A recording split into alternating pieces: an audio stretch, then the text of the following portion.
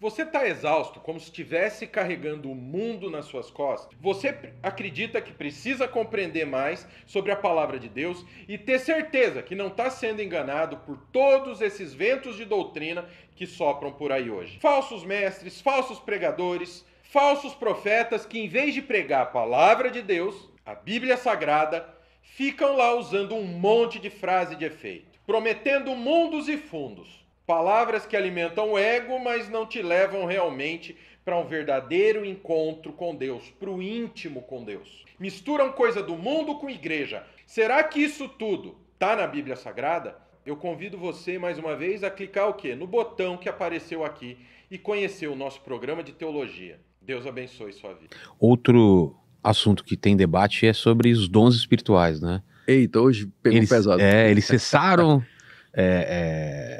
ou continuam aqui e acessíveis a qualquer um? Rogério, a gente tem que definir primeiro de que dons nós estamos falando. Dom de línguas, profecia, cura...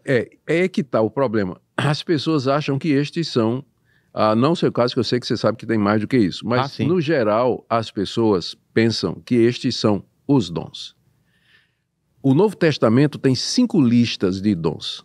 Tem 2 em 1 Coríntios 12, uma em Romanos 12, uma em Efésios 4 e uma em 1 de Pedro capítulo 3.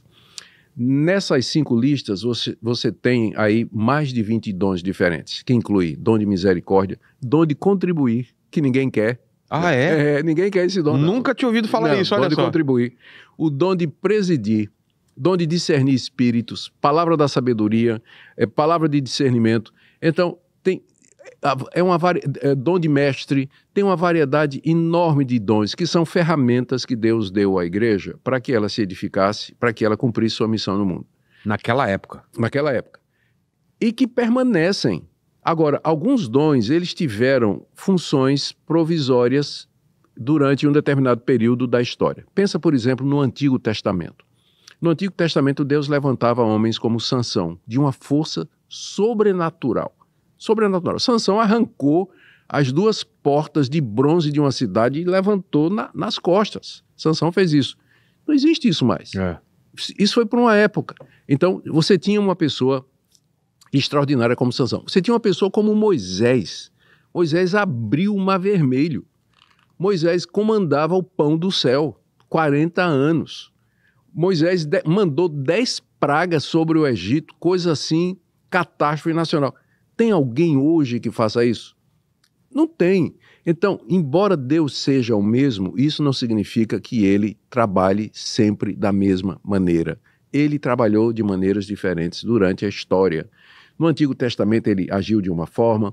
No período de transição do Antigo Testamento para o Novo, ele levantou os apóstolos que tinham dons extraordinários de cura, de revelação, inspiração para poder escrever a Bíblia.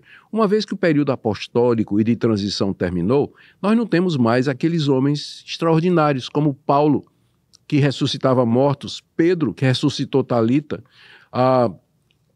e outros que curavam cegos e aleijados só com a palavra. Hoje em dia o que você vê é muita gente tentando imitar isso. Mas gente que quer... onde é que estava esse pessoal no coronavírus, por exemplo? Ajudaria muito se chegasse esse pessoal, fosse para os hospitais, impusesse a mão sobre os doentes e libertasse todo mundo. Mas não tem. E o que existe é gente tentando imitar. Então, dom de curar, eu creio que foi restrito ao período apostólico e ao tempo de Jesus. Deus responde a orações de cura hoje? Responde. Mas alguém ter o dom de curar? Não creio. Creio que passou. Dom de línguas? Não vejo problema. Desde que seja conforme o apóstolo Paulo ensinou. O que Paulo ensinou? Está em 1 Coríntios 14. Que se tiver uma reunião da igreja e tiver línguas, que sejam 2 que falam, no máximo 3, tem que ser em sequência e tem que ter intérprete. Se não tiver, tem que ficar calado na igreja. Senão não tem sentido. Não. Qual o sentido de... né? Blá, blá, blá, blá, o quê? Não é para pessoa, para ela mesma, para um bem pessoal? Se for, ela pode fazer isso em casa, como Paulo diz. Né? Como Paulo diz. Mas no culto público da igreja, quando a igreja está reunida, o que interessa é o que você entende Porque só pode haver edificação se tiver entendimento. Por isso que Paulo diz que as línguas tinham que ser interpretadas, porque senão como é que eu vou dar amém? Você está orando em línguas, eu não sei o que é que você está orando, como é que eu vou dar amém? Eu não sei o que é que você orou, vai que você orou contra mim, né? Eu vou dizer amém no final? Ou então você está dizendo uma coisa gloriosa diante de Deus e eu não estou entendendo, eu não tenho reação, aquilo não me abençoa. Então tem que ser interpretado. Quando a reforma aconteceu, as missas eram em latim. Quem entendia? Nem o padre. Ninguém falava latim. E era de costas.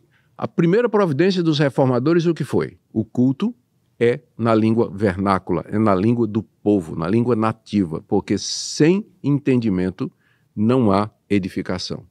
Línguas eu não tenho problema, desde que cumpra a regra dos 2, 3 em sequência com intérprete. Quando todo mundo está falando línguas ao mesmo tempo, sem interpretação, aí fica difícil. Me coloca numa sinuca, não de bico, não é? Mas eu fico desconfortável em emitir a minha opinião, se aquilo ali é de Deus ou não.